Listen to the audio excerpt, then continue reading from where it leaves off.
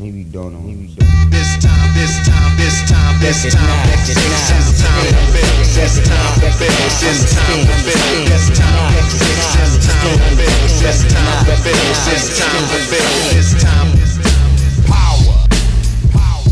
This time to build power. This time to build power. This time to build power.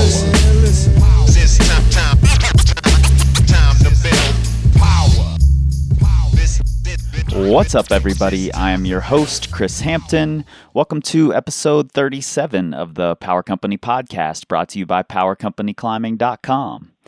First off, thanks again for showing up when I asked for a favor. We've now got 95-star ratings and 70 reviews, well on our way to our goal of 100 by the end of 2017. And as far as I can tell, you guys are killing the game. I mean, these reviews are in-depth and thoughtful, and it's not just, hey, good podcast. You guys are putting a lot more into it than that, and I really appreciate that. I love reading this feedback. I do want to read one that we got somewhat recently from John Frisbee, and John titles his review Honest Truth and Excellent Guests. And he says, Chris and Nate provide tough love that can be hard to find in the climbing, training, blog, podcastosphere. They've helped me take a critical look at what I'm investing time and energy in. Also, excellent guests. Chris knows the who's who of training for climbing and both provides good dialogue with these experts and knows when to get out of the way and let the master talk.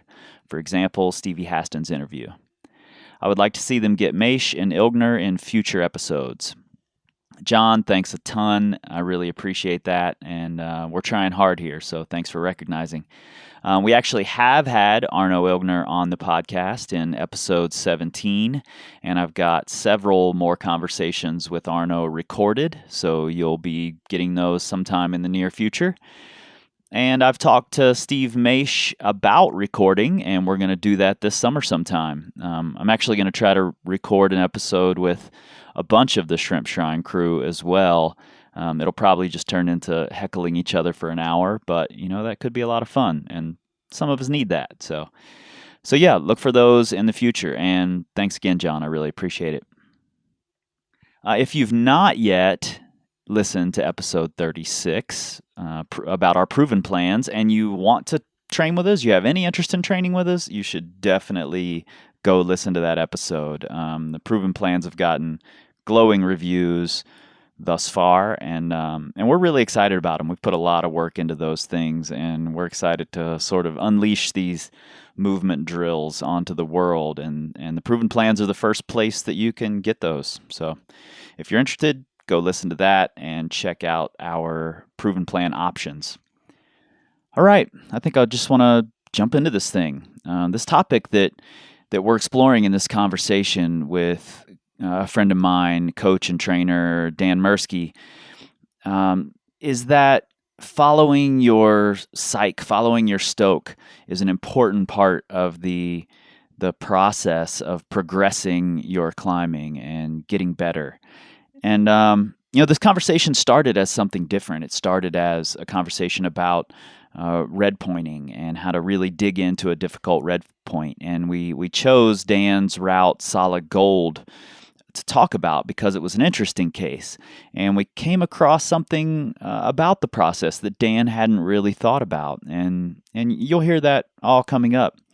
But the conversation that we're having is really relevant to me right now because I've been having this conversation with several of my clients. And, one, Dana, recently we were talking about, her identity has always been as a comp climber. That's just how she's seen herself. And she's sort of wrapped up in that. But she's not having the same fun that she used to have in comps. And even though that's what we've been training for is a specific comp, she realized her Stoke is starting to lean more towards outdoor bouldering. And I suggested to her that that's the direction we go. If she still wants to compete, we can still do that. But let's focus more on what she's stoked on. And she's ultimately decided that maybe she doesn't want to compete at all anymore, and that she really just wants to focus on what she's most excited about. And I think that's a really smart, mature decision to make, especially when your identity's been wrapped up in one aspect of climbing. And yeah, I think that motivation goes a long way. And I'm not saying that, if you wake up in the morning and you don't really feel like training and you're giving yourself an excuse, that you should just go sit on your ass and eat ice cream, even though I do that fairly often. I'm not saying you should do that. I'm saying globally, overall, if you're more motivated to do something else, then that's what you should be doing. I mean, ultimately, this thing is supposed to be fun for us, right? Not many of us are making our livings off of going out and climbing rocks. So what this should be for us is an escape, a release. It should be fun. It should be a passion. And if we're just constantly beating our heads against the wall on something we're not stoked on, we might be going down the wrong path. So without further ado, Dan Mirsky. Maybe don't know. This time. I mean, as scientific as we're getting with training, which is awesome, the spirit is just like doing what you're inspired to do. Power. This time to build power. This time to build power. This time to build. Talking there for me, Dan. Yes, sir. Sitting here, catching up on some coaching emails. Man, I feel you. That seems like my life now. Well, that kind of is my life now. Yeah, likewise. They keep coming. Which is a good thing. Yeah. It's kind of a cool shift in climbing to like see adults willing to be coached and like understanding that it's valuable. Yeah, Yusuf and I were just talking about that this morning. It's something that's just kind of happening right now. Yeah.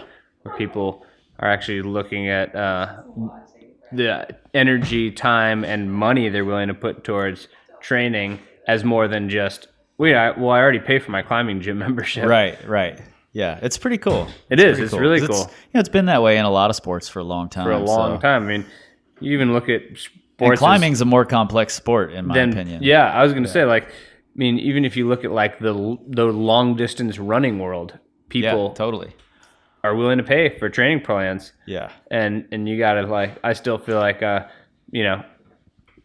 of the time or more I'm trying to convince rock climbers why doing more than just showing up at the gym and flogging yourself for hours is a good idea. Yeah. And it might be worth, your financial investment. Yep. And I'm glad people are getting there. And I think that kind of blends well into what I want to talk to you about, because coaching is more than just telling people here's how many seconds you should be hanging on the hangboard. Right. That's not the full scope of what we do. In fact, it's a teeny tiny part of it.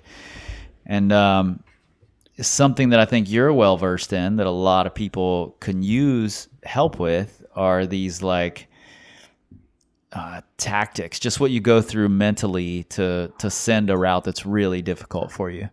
And I specifically want to look at, and we can go all sorts of directions here, but I really want to look at your route Solid Gold, because I know that it's a really interesting case in that you were working on Golden, Mm-hmm. right? Yeah. Had been for a couple trips to the cathedral. Yeah. Had to walk away from it a couple times. Yeah, and you didn't ever do Golden. I have now. You actually decided that you were going to do the harder, undone direct rather than projecting this route that you hadn't done yet. Yeah. Which is, I think that's a cool mental leap to make. So let's rewind and start with Golden. Like when you started on it, what did it look like for you? Man, when I started in on Golden, it was way above my pay grade. So it's almost sort of like I kept getting ahead of myself in that cave.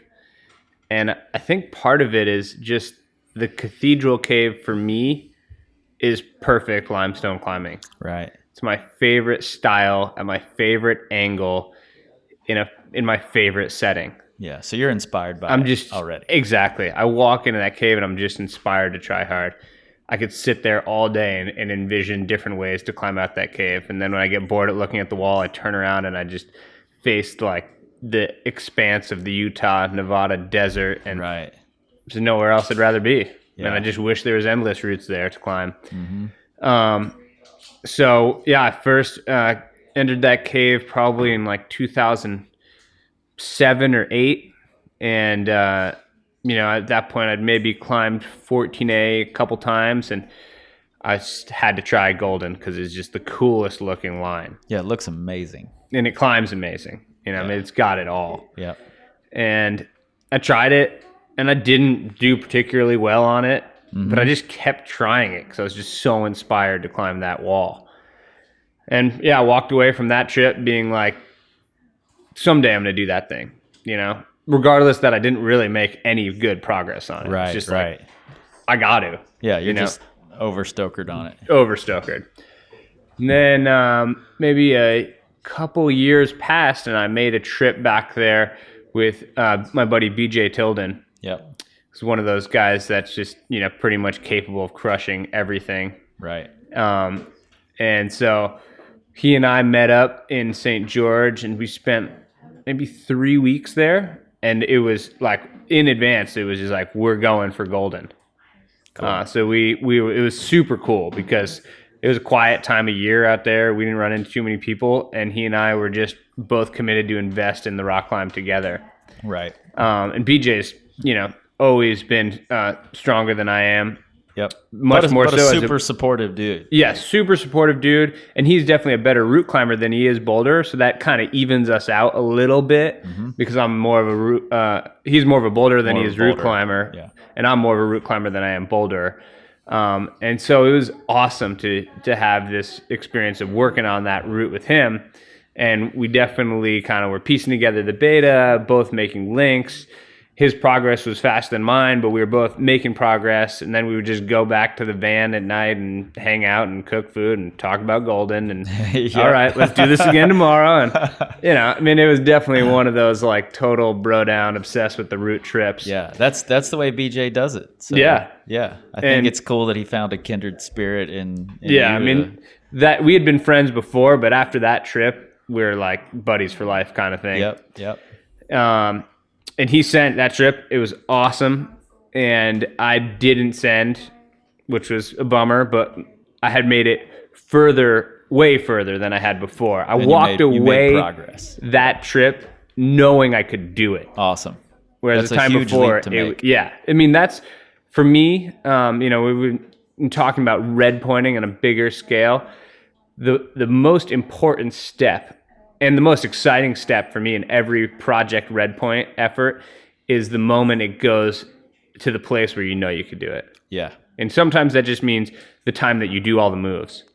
Sometimes it means the time you do that one link that you just couldn't conceive of. But there's always that one try where you're like, oh man, I could do it. Yeah, and for big numbers, that's a tough leap to make. Like you were there the day that I fell off the top of Transworld when it was soaking wet up there. I think my girlfriend at the time, Katie, was on Flower Power cheering you on while it was happening. We were having conversations rest to rest. And I remember when I walked back up the hill, like I was stoked that I had just fallen there where I could have been crushed. Totally, right. But I remember you saying, well, now you can do it. Exactly. Like, and that was, I hadn't really thought of it in those terms yet, but that was a huge mental leap. Like, oh, now I can do it. I'm then sure of it.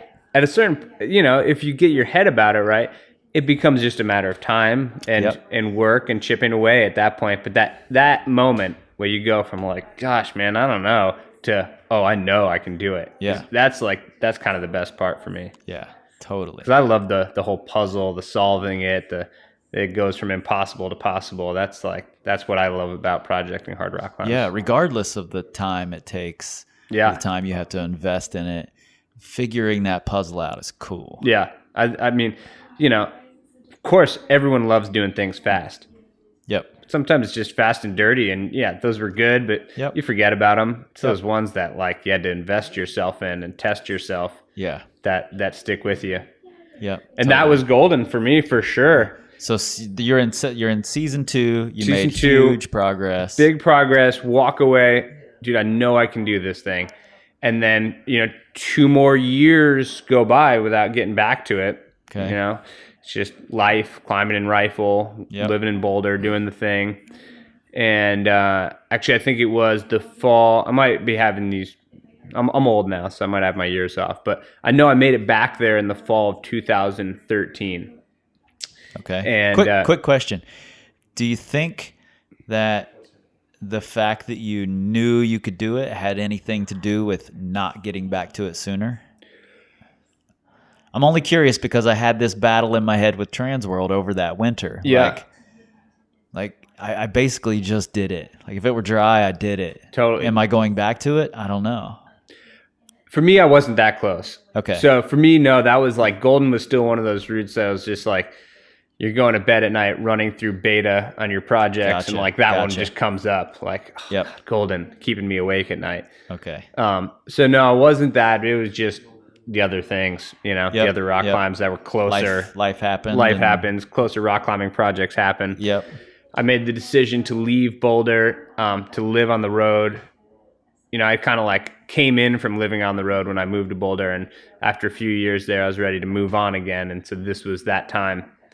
And I basically was like planning that out for 6 to 8 months.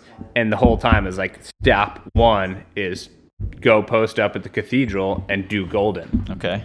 Yep. So get back there, and I basically spent the month of November reacquainting myself with the route, and kind of like had the awesome feeling that, you know, we've all experienced, hopefully, where you go back to something and you're like, oh, nice, dude, I'm stronger now. Yeah. Like this is not only possibly doable, but it's just gonna happen. I can do this. Yeah. Yeah.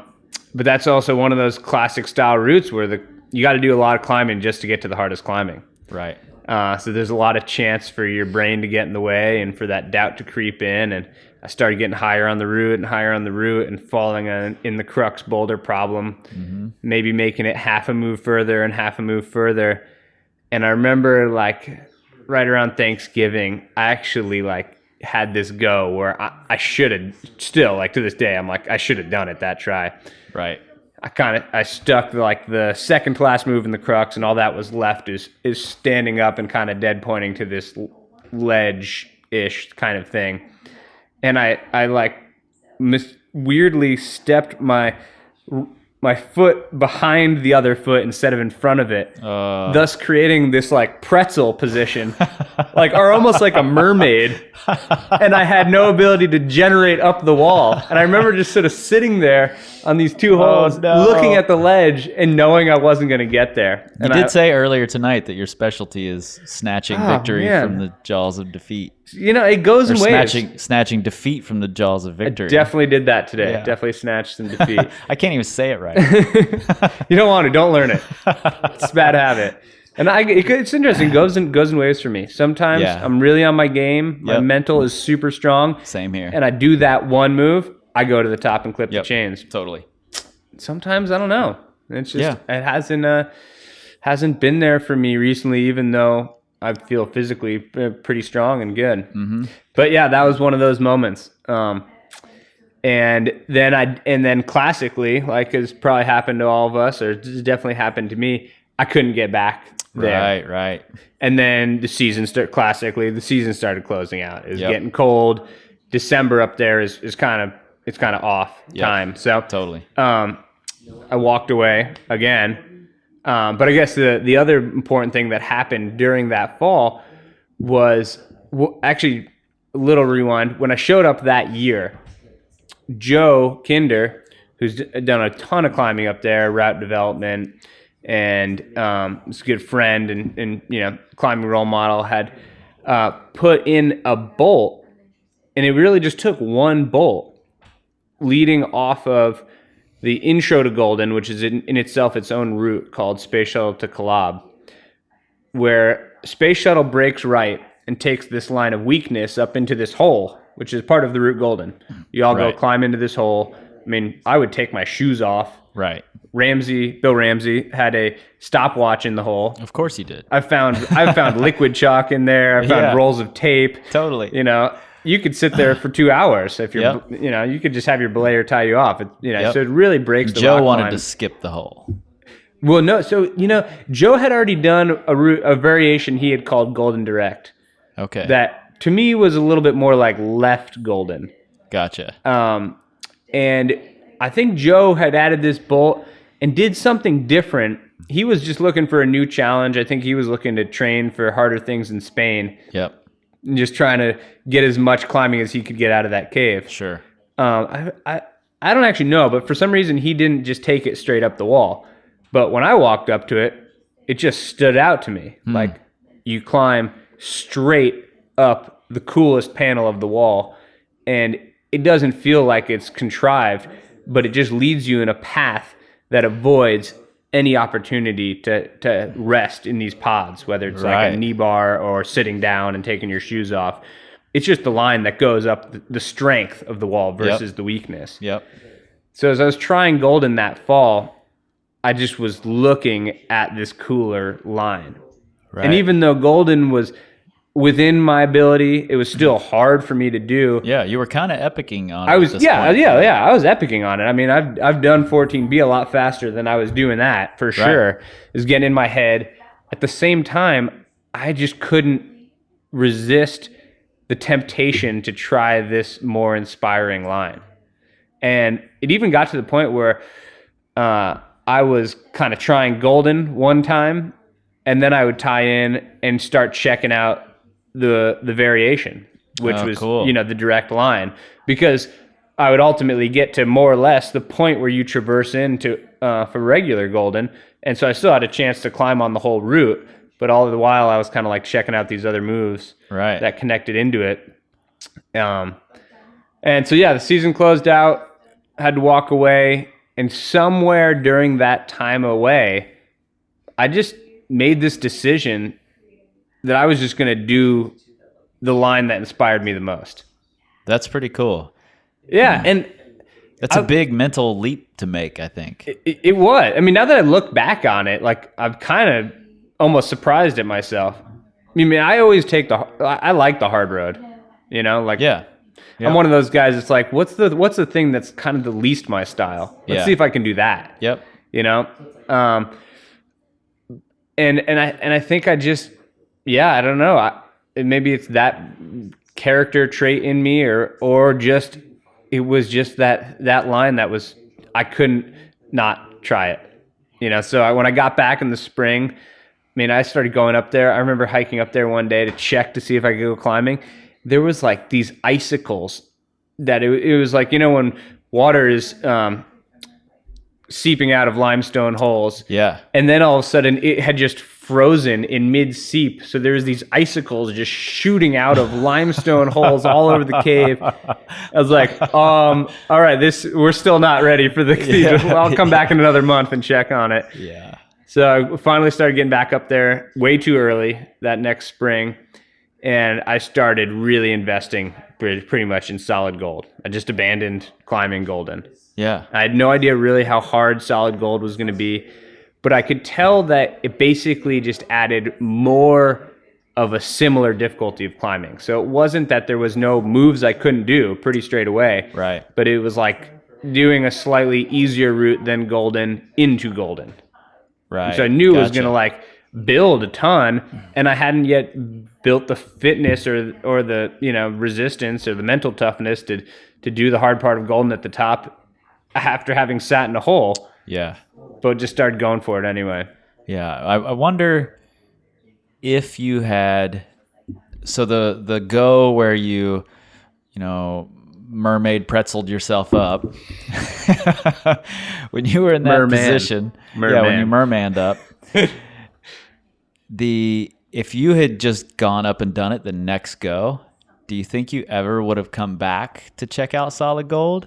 Dude, I never thought about it like that. I think I would have walked away. Yeah. I would have just been like, yes, I did Golden. I did my goal. Yep. Because that was my goal. That was it. It's just go to St. George, do Golden. No, I don't think so. So that was, the merman moment was a blessing in disguise. And maybe somewhere like in your subconscious, it was like the Stoke was disappearing for Golden a little bit because of this. Oh, now I'm going downhill again. or going downhill for the first time on this route. Totally, dude. And then you're inspired by this other line, and you're like, oh, here's the Stoke. Yeah. Yeah, Let me follow this. I think that is definitely true. I think that was even maybe a little bit conscious on my part, where it was like, I'm doing worse on this part. What's something else I could put some energy towards? Yeah. That isn't just like any try where I'm not sending is a worse try. Yeah, so that every day isn't just about failure. Yeah. I think that's really, I'd have to be really honest and genuine and say that's for sure true. I mean, I don't know if you ever experienced that on Trans World, where it's like once you got that high, any try that isn't the top, the anchors, is a fail. Absolutely. And that can be a really tough headspace to get into. No question. Yeah. So then Solid Gold, once you start working on it, did it happen that one season? It did, actually, yeah. Yeah, so I started going back up there. Was it so it was the following spring? Yeah. I mean, we went back to Colorado for a month. We came back. We were living in my Airstream trailer, like in the desert out in St. George. It was amazing. Such a good time in my life. Sounds so cool. Just the good, simple life. Every morning waking up in the J trees out there, and it was too cold to climb into Cathedral, but I love climbing at the VRG. So I was stoked climbing at the VRG all winter, and basically just waiting for the temperature to be 50 degrees in St. George, and I knew I could basically bear that up there at the Cathedral. So I started going back up there, and like it is when you go back to project, I quickly started making good progress on the golden part. Yep. And there was definitely some wetness. I've kind of infamously like coated this undercling hold in aluminum foil. Yep. Because I decided that was better than grabbing a wet undercling. I started making pretty good progress through the Solid Gold bit, which is essentially like 2 boulder problems that lead you into golden. Wait, you left the aluminum foil on it? Oh, yeah, for like a month plus. So it wasn't like putting aluminum foil on it to like draw the wetness out like some people do. No. Well, how would that work? I've heard of people putting aluminum foil on holds and then removing it before trying to send.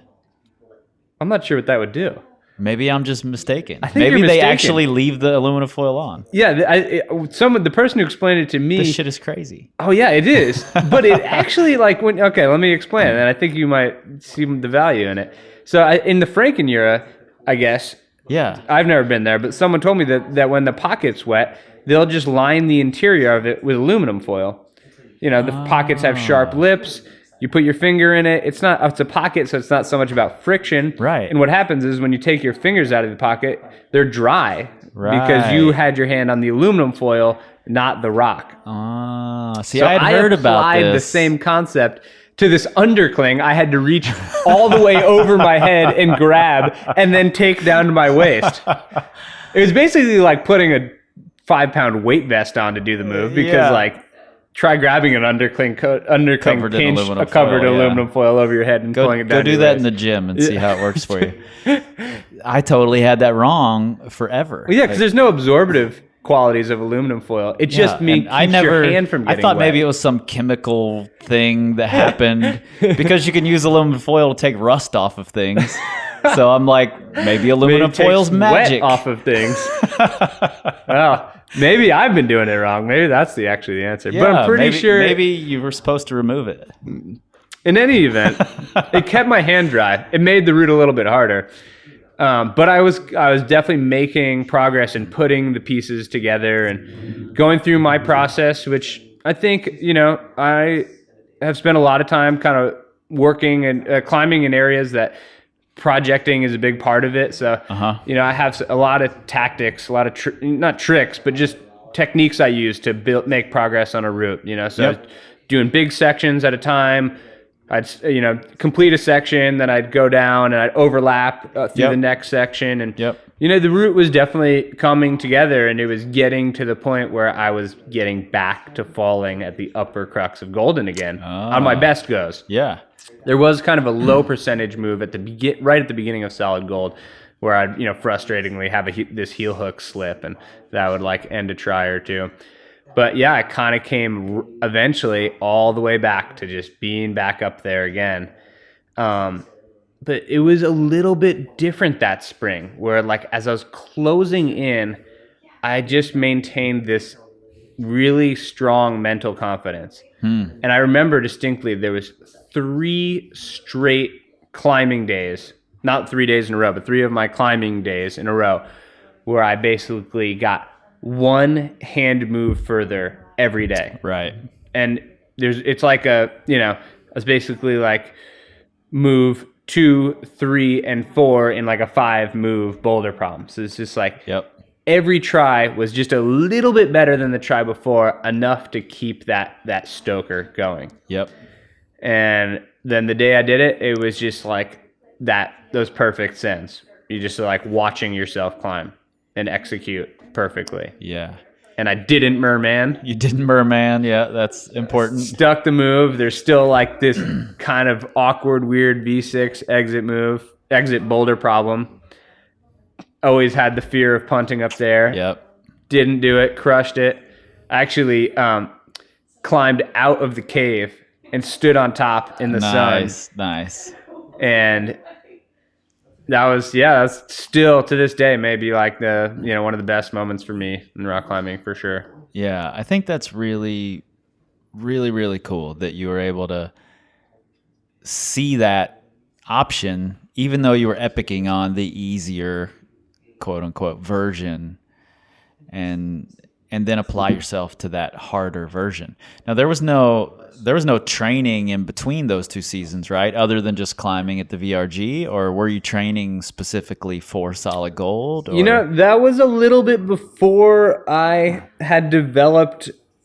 Yeah, I thought it was kind of before your training days. Yeah. I had like, I would say I was training, but that looked like going and climbing a movement boulder. Right. And climbing up the gray wall on the lead wall there, which is great. Resistance training for sure. Yep. Their setting's great there. It's clean, straight, steep panel. But I didn't like have tactics or, methodology worked out, a program that I was on to train for Golden. I just was trying to get stronger by climbing. Yep. Did you think you were a better climber coming into that spring? No. Nope. I just thought, I'm just going to do this thing. Yeah. I've got the time. I'm here. I've got the stoker. I made some good progress last fall. I'm just going to keep beating my head against the wall on this thing until I do it. Yeah, I think that's cool. We kind of started this conversation talking about, we were going to talk about like a Red Point campaign, but I think it's more important that you were like following your psyche, following the Stoke on this one particular line that captured your imagination more so than the thing that you were one move away from doing. Yeah. And which had actually been capturing my imagination for a couple years. Right. It just evolved. Yeah, and you just followed it. It shifted to another place, and you went there and went with that. And I think that's a super important thing for people to be able to wrap their heads around, because I've abandoned projects when I just wasn't psyched anymore. And I've got on things that I thought were above my head and done them when I was just super stoked for them. And I'm maybe a little more stubborn than you, and I haven't abandoned things when I should have maybe. Mm-hmm. I've followed through, continued to bang my head. And most of the time I've done them. I do that too. and sometimes it's like a little underwhelming. The satisfaction isn't, you're like, okay, cool, I completed. Yep. It's like the completion. Like, check, move on. Yeah. This was like full on inspiration, and like I'll always remember just like climbing out of the cave, sun on my face. The great friends happened to show up that day. Not because they thought I was going to send, just like random happenstance. Yeah. And classically, I didn't even clip the anchors. I just ran off the edge of the cathedral cave and jumped back in. And I was like, that's so badass. Had a grin on my face for days. Yeah, I honestly, this might seem like I'm cutting it short, but I think that's a really good place to just stop this. Just follow the Stoke, do what you're inspired by. Yeah. You know, I think that's what you're talking about here. You know, I mean, as scientific as we're getting with training, which is awesome, and Yeah. we've certainly both gone down that path. The spirit is just like doing what you're inspired to do. Yeah. You know, and that's like the most important thing with climbing. That's the intangible part of climbing, and Yeah. you know, what will motivate and drive us all to be better climbers. No So, yeah. doubt. Awesome. Cool. Now we can have a more scientific conversation. All right. All right. Thanks, man. Yeah, man.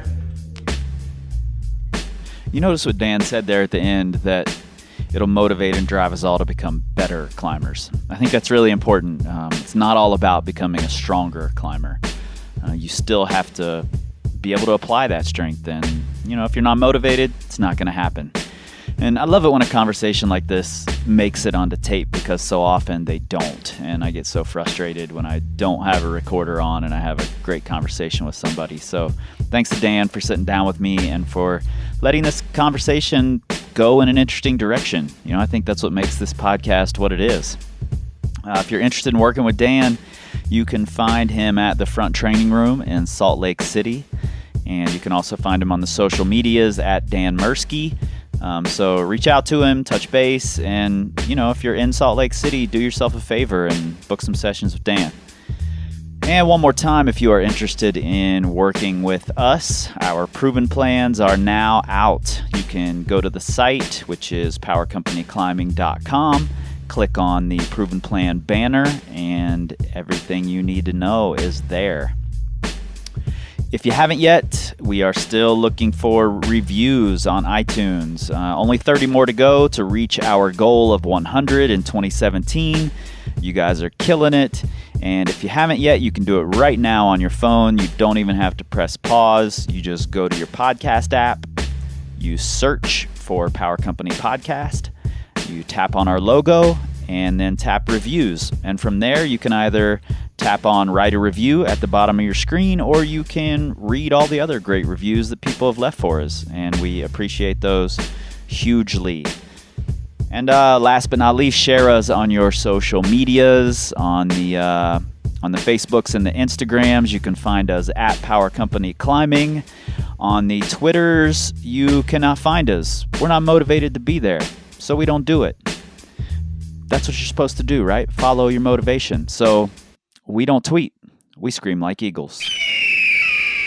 This time, this time, this time, this time, this time to build. This time to build. This time to build. This time to build. This time to build. This time to build. This time power, power.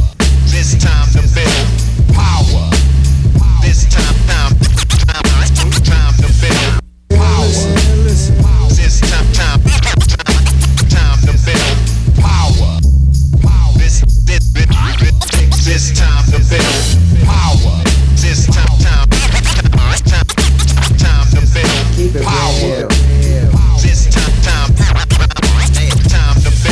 power. This time to build. This time to